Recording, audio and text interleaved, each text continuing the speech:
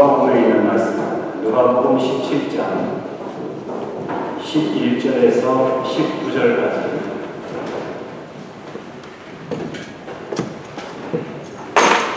누가복음 17장 11절에서 19절까지의 말씀을 교독으로 공독하시겠습니다.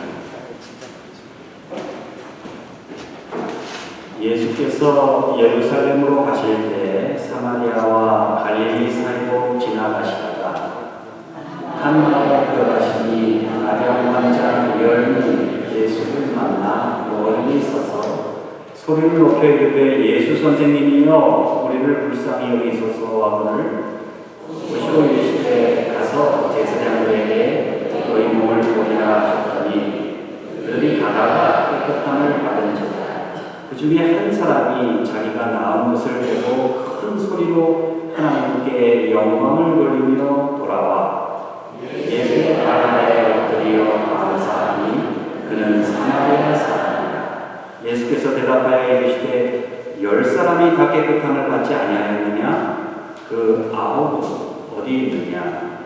이 이방인 외에는 하나님께 영광을 돌리러 온 자가 없느냐 하시고 함께 읽겠습니다. 내게 이르시되 일어나 가라 내 믿음이 너를 구원하였느니라 하시더라. 아멘. 기도하시겠습니다. 거룩하신 하나님, 주님의 은혜로 이제껏 살아온 저희들 주님께 감사하는 마음으로 다시 돌아와 하나님께 예배하며 예수의 발 앞에 무릎을 꿇게 하옵소서. 예수 그리스도의 이름으로 기도하옵나이다. 아멘. 하나님께서 천사 둘을 뽑아서 바구니를 하나씩 주면서 한 천사에게는 너는 지상으로 내려가서 사람들이 드리는 기도를 전부 다 모아서 바구니에 담아오너라. 또 다른 한 천사에게 너는 지상으로 내려가서 사람들이 하는 감사를 전부 다 담아서 하나도 빠뜨리지 말고 가져오너라. 두 천사가 지상으로 내려가서 열심히 명령을 수행했는데 얼마 후에 이제 하나님의 보좌 앞으로 두 천사가 돌아오게 되었어요. 기도를 모으기로 한 천사는 기도 바구니가 너무 무거워서 끙끙거리면서 들지도 못하고 질질 끌고 하나님의 보좌 앞으로 왔는데 감사를 모으기로 했던 천사는 텅 빈 바구니를 들고 어슬렁 놀면서 돌아왔다는 얘기가 있습니다. 하나님 이것 주세요, 저것 주세요, 고쳐주세요, 도와주세요 이런 기도와 간구는 흔합니다. 그런데 하나님 이래서 감사합니다.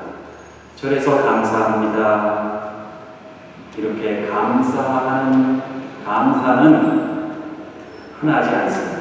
그래서 기도를 모으는 천사는 불철주야 철야 공모해야 되고 감사를 모으는 천사는 날마다 빈둥빈둥 휴가해. 오늘 추수감사주일을 맞아서 주님께 돌아와 감사하는 행위로서의 예배의 의미에 대하여 다음과 같이 묵상해 보고자 합니다. 첫 번째, 주님께서는 우리 모두에게 차별 없는 은혜를 베풀어 주셨다는 사실입니다. 오늘 본문에 보니까 이렇게 기록합니다. 11절에 보세요. 예수께서 예루살렘으로 가실 때 사마리아와 갈릴리 사이로 지나가시다가 한 마을에 들어가시니 나병 환자 10명이 예수를 만나. 자, 예수님이 10명의 나병 환자를 만나러 가실 때 어디를 통과하셨다고요? 예루살렘으로 가실 때 사마리아와 갈릴리 사이로 가셨다. 나병 환자를 만나게 되는 이 과정을 설명하는데 왜 이 세 개의 지명이 필요했을까? 본문의 내용과 전혀 관련이 없어 보이지 않으세요? 그런데 여기에 깊은 의미가 있습니다. 우선 예루살렘은 당시 정치, 경제, 사회, 문화의 중심지, 팔레스틴의 권력자들이 다 모여서 살았던 것이지요. 기득권자들이 모여서 살았던 것이지요. 거기 돈 많은 사람들이 있었어요. 거기에 권세 있는 사람들이 있었어요. 거기 공부를 제일 많이 한 사람들이 예루살렘에 모여 있었어요. 예수님께서는 부자도 권력자도 지식인도 다 사랑하세요. 그들에게도 복음을 전하시기 원해서 예루살렘을 향해 가고 계십니다. 자, 그런데 사마리아를 지나가셨어요. 사마리아는 북이스라엘의 수도였지요. 기원전 722년 아시리아에 의해 지금 아시리아가 지금 시리아예요. 그 아시리아에 의해서 멸망을 당하는데 이 아시리아는 북이스라엘을 점령한 후에 대대적인 혼혈 정책을 전개했습니다. 그래서 북이스라엘 백성들은 이방인들과 결혼을 하게 돼요. 정책적으로. 그래서 히브리인으로서의 그런 민족 정체성을 잃어버리게 됩니다. 시간이 지나면 지날수록. 남유다 백성들은 북이스라엘 동족들을 자기 동족이라고 생각하지 않게 돼요. 왜냐하면 결혼들을 많이 했기 때문에 이방인들과. 그래서 저들을 잡종이라고 격려하며 무시했습니다. 그런데 예수님께서는 의도적으로 그렇게 안 가셔도 되는데 사마리아를 통과하셨다는 거예요. 유대 동족들로부터 멸시받고 따돌림 받으며 살아가는 사람들에게 복음을 전하기 위해 사마리아를 지나가시는 거예요. 그러니까 그 사마리아 사람들도 사랑하신 거예요. 그리고 예수님은 또 갈릴리를 지나가셨습니다. 갈릴리는 유대 지방에서도 살기가 곤란하고 사마리아에서도 살기가 곤란한 사람들이 어디에 모였냐면 갈릴리에 모였어요. 로마 정권으로부터 유다 나라를 되찾기 위해서 독립운동하는 사람들이 지명수배를 받으면 이제 갈릴리로 피신을 하는 거예요. 혹은 또 율법을 어기거나 회당에서 용인하지 않는 그런 범죄를 저질렀거나 하는 그런 사람들이 갈릴리로 모여들었습니다. 몸을 팔아서 생계를 유지하는 여성들, 세리 노릇을 하다가 은퇴하면 로마 군인으로부터 보호를 받을 수 없으니까 맞아 죽을지도 모르거든요. 그러니까 갈릴리로 또 피신하고 낯선 사람들이 꾸역꾸역 모여들기에 갈릴리는 좋은 장소였습니다. 그런데 예수님께서 그런 갈릴리를 지나가신 거예요.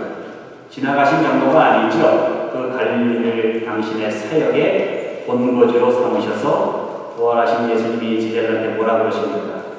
우리 갈릴리에서 만나자. 지난번에 샌프란시스코 지역 한인회관에서 광복 70주년 평화통일 심포지움에서 한 발제자가 뭐라 그러셨냐면 유다 왕국을 대한민국에 비유하고 사마리아를 북한에 비유했습니다. 그렇다면 저는 한 걸음 좀 더 나아가서 갈릴리 하면 아마 상해나 만주, 길림성 그 근방에 있는 조선족들이 아닌가 그렇게 생각할 수도 있다고 저는 봅니다. 오늘 본문에서 예수님께서 예루살렘으로 향해 가시는 길에 사마리아와 갈릴리를 지나셨다는 것은 대한민국 국민들도 그리고 북한 백성들도 그리고 만주에 흩어져서 살아가는 조선족 동포들도 다 사랑하시고 다 구원하기를 원하신다는 사실을 보여준다고 저는 그렇게 믿습니다. 오늘 본문에 등장하는 나병 환자들, 그들이 유대인이든 사마리아인이든 로마인이든 예수님께서는 인종과 국적, 빈부와 귀천, 언어와 문화, 성별과 외모, 직업과 취미, 신체 상태와 정신 상태 그런 조건을 따지지 않으시고 만나 주셨습니다. 그리고 고쳐 주셨습니다. 제사장한테 다 가기도 전에 다 고침받을 수 있도록 배려해 주셨습니다.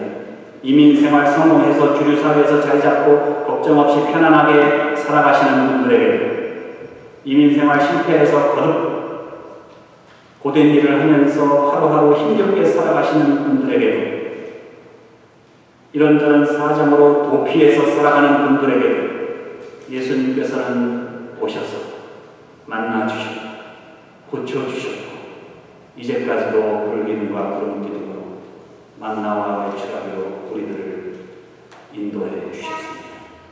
이번 추수감사절에 우리들이 처한 상황과 처지가 어떠하든지 간에 우리들의 삶에 찾아오셔서 차별 없이 우리 모두를 불러주시고 함께해 주신 우리 주님께 감사하실 수 있기를 주님의 이름으로 축원합니다. 두 번째, 주님께서는 이 순간도 감사하는 자를 찾고 계신다는 사실입니다. 오늘 본문에 의하면 고침받은 10명의 나병 환자들 중에 오직 한 사람, 그것도 사마리아인이었던 나병 환자 한 사람만 하나님께 영광을 돌리며 예수님 앞에 돌아왔습니다. 그때 예수님께서 물으시죠. 예수께서 이르시되 10사람이 다 깨끗함을 받지 않았느냐? 그 9은 어디에 있느냐? 예수님께서는 감사를 받고 싶어서 이제 나병 환자 고쳐주었으니까 이제 좀 생색도 내시고 싶어서 그렇게 9을 찾으셨을까요? 나병 환자들이 제대로 고쳐진 것을 확인하고 그것을 축하하고 또 그들에게 더 좋은 삶을 허락해 주시기 위해서 그들을 찾으신 겁니다. 그렇게 예수님께서는 감사한 사람을 찾으시는데 감사한 사람을 찾기가 어려워요. 10명 중에 하나예요. 10명 중에 하나. 10명에게 똑같은 은혜를 베푸셨습니다. 누군 덜 주고 누구 더 주고 한 거 없어요. 다 똑같이 치료해 주셨어요.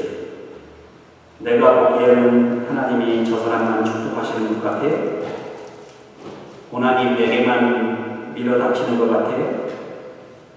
천만의 말씀. 지금 내가 힘들면 나중엔 저가 힘들 거예요. 그리고 내가 지금 축복을 받았어요. 그럼 나중엔 저가 축복을 누리게 될 거예요. 시간 문제이지. 그러므로 감사하는 사람은 상황과 조건에 영향을 받지 않습니다. 진정한 감사는 상황과 조건에 따라서 감사하는 그런 감사가 아닙니다. 여러분, 우리들의 삶에 감사가 없다면 그것은 우리들의 영혼이 메말라 있기 때문이지 절대 감사할 조건이 모자라서가 아니라는 사실입니다. 어떤 장모님이 간증을 하셨는데 가정 형편이 어려워서 12살 때부터 봉제 공장에서 일을 했어요. 일하러 공장에 갔는데 12살짜리 여자애가 무슨 일을 합니까? 천에다가 이제 풀을 먹이는데 풀을 쓰라고 업무 지시를 받아가지고 이제 풀을 쓰는 거예요. 그런데 공장에서 쓰는 풀이니까 양이 많을 거 아닙니까? 그러면 바닥 깊은 곳까지 부지런히 이렇게 저어야 되는데, 아니, 어린아이가 뭐 힘이 있어요. 요령이 있어요. 낯선 일에 익숙하지 않으니까 풀이 바닥에 물어가지고 타는 냄새가 났습니다. 작업반장한테 얼마나 혼이 났겠어요? 그렇게 시작한 봉제 공장 일이 얼마나 힘들었겠습니까? 하루는 창밖을 내다보는데 또래 어린 여자애들이 교복을 입고 학교에 가는 거예요. 얼마나 부러운지 쟤들은 부모잘 만나가지고 교복 입고 가방 메고 신나게 제잘거리면서 학교에 등교하는데 나는 걔네들보다 더 일찍 공장에 나와가지고 힘들게 일해야 하니 그래서 몰래 숨어 있다가 애들한테 돌을 던졌어요. 그렇게 공장일 하면서 가족을 부양하다가 이제 어른이 돼서 미국에 오게 됐습니다. 미국에 와서 일을 시작했는데 여러분, 한국의 봉제 공장 여공들의 기술이 세계 최고 아닙니까? 여러분, 우리는 쇠젓가락을 사용할 수 있는 그런 민족이에요. 그러니 얼마나 재주가 좋아요. 남들은 1시간에 2불 50 받는데 이 장모님은 13불을 받은 거예요. 한국에서 명문대학 나와도 미국 오면은 최저임금부터 시작하는 거 아니에요? 근데 그들보다 훨씬 더 많은 돈을 벌게 된 거예요.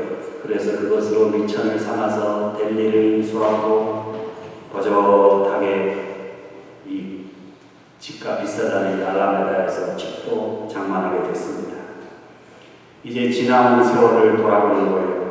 가정 형편이 어려워서 12살 때부터 일을 시작한 내 인생, 이렇게 힘들고 고통스러운 내 인생에 과연 하나님이 계셨는가?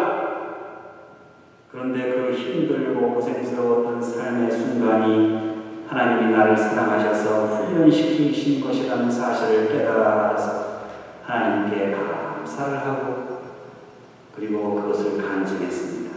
여러분, 우리들의 삶에 감사가 없는 것, 그것은 우리들의 삶이 결코 험해서가 아니에요. 내가 바로 눈앞에 벌어지는 일들을 부분적으로만 보고 전체적으로 보지 못했기 때문입니다. 내 입장만 생각하고 하나님 입장에서 생각하지 못했기 때문이지. 하나님은 우리 모두에게 언제나 감사와 감격으로 예배드릴 수 있는 충분한 조건을 허락해 주셨습니다. 문제는 우리들의 마음이 너무 간사해서 상황과 조건에 따라서 우리들의 마음이 이랬다 저랬다 하는 거예요. 나 자신의 마음이 급하고 생계를 유지하는 분주에 그동안 잊어버렸던 감사.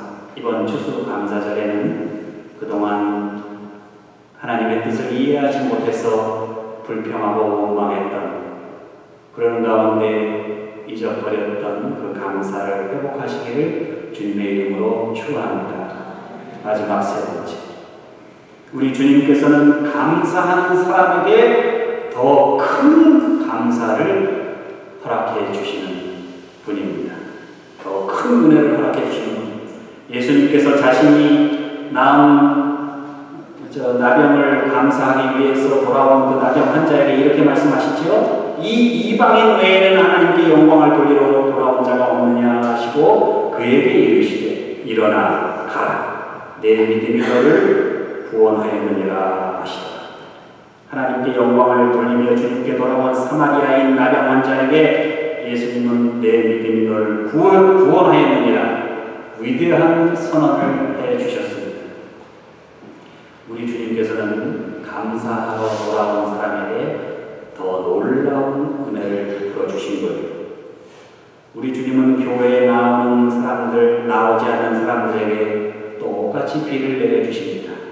똑같이 산소를 공급해 주세요.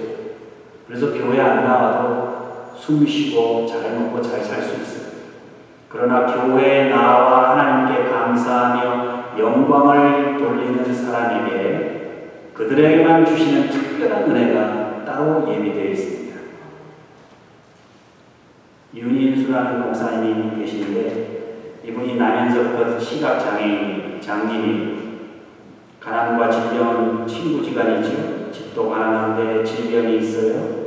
어머니가 또 중풍병에 걸려가지고 하루 종일 방 안에 누워 계세요. 그 어머니를 위해서 약값이라도 보태려고 어린 시절부터 길거리에 나가서 신문 팔고 껌 팔고 구두를 닦았습니다. 그런데 앞을 못 보니까 얼마나 힘들었겠어요.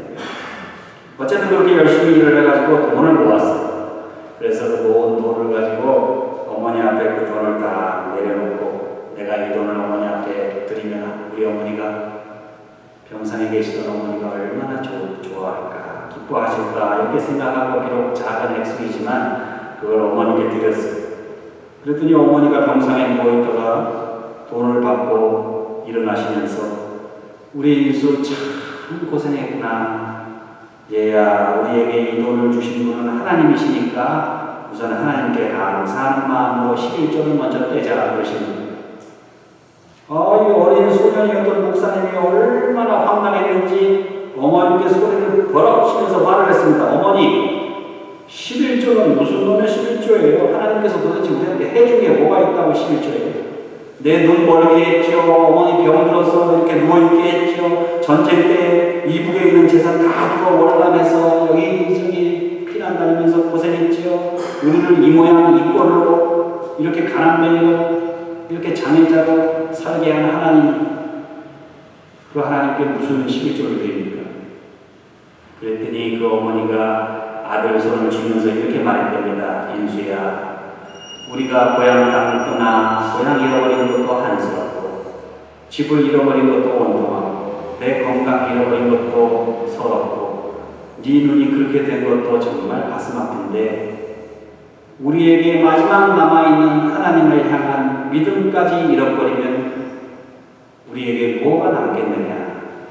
다 잃어버려도 하나님을 믿는 믿음만 남아있으면 우리가 그래도 아직까지는 완전히 망한 게 아니니까 우리 먼저 하나님께 감사하자. 그래서 어머니 말씀대로 11조를 울며 겨자먹기로 떼가지고 그 어렵고 힘든데 그 구두 닦기에서 번 돈을 하나님께 드렸어요. 그러면서 감사하면서 살았더니 평생 장애자로 거지처럼 살아야 될 그런 인생이었는데 하나님께 감사하면서 살았더니 열심히 살게 되고 공부할 기회가 주어져서 공부도 열심히 하게 되고 그래서 목사가 되고 교회도 섬기고 어머님께 효도할 수 있는 그런 축복을 누리게 되었다고 간증하는 그런 글을 제가 읽은 적이 있습니다. 여러분, 원망하면요 준 것도 빼앗고 싶습니다. 그러나 감사하면 더 많은 것, 더 좋은 것을 주고 싶습니다. 오늘 본문에 감사할 줄 아는 자와 그렇지 못한 자의 차이점이 나옵니다. 예수님께 돌아와 감사하지 않은 나병 환자들, 그들도 병을 나았어요. 고침받았어요. 예수님의 은혜를 받았어요. 그런데 거기까지 받은 것으로 끝이에요.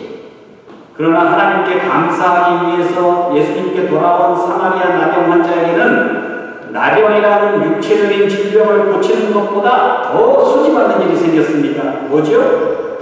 내 믿음이 너를 구원하였느니라. 믿음이라는 선물을 받은 거예요. 그것은 신유의 은사보다 더 귀한 거예요. 그 믿음의 선물을 통해서 우리들은 육체도 영혼도 다 구원받는 은총을 누릴 수 있었던 거예요. 그 돌아온 나병 환자는. 성도 여러분, 우리들이 매주일 드리는 이 예배에 참석한다는 것, 우리를 죄와 죽음에서 구원해 주신 우리 주님의 그 놀라운 은혜와 사랑에 대한 감사의 행위. 여러분, 이 예배자로서의 특권을 절대 포기하지 마십시오. 마치 병이나 무, 예수님께 감사하러 돌아온 문둥이처럼 하나님 앞에 돌아와 감사하는 마음으로 드리는 예배를 통해서 더 큰 하나님의 은혜와 축복을 누리시는 여러분과 저가 되시기를 우리 주님의 이름으로 축원합니다. 기도하시겠습니다. 거룩하신 하나님이여, 주님께서 우리에게 베풀어 주시는 그 은혜에 감사를 드립니다. 우리가 고난당할 때는 잘 몰랐었는데 그것으로 인해서 주님께 불평하고 원망했었는데 이제는 그것으로 인해 감사하며 찬양할 수 있는 이 존귀한 믿음을 허락하시니 감사를 드립니다.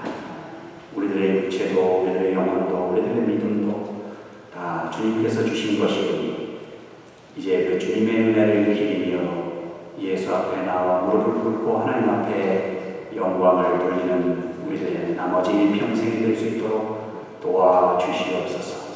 예수 그리스도의 이름으로 기도하옵나이다. 아멘.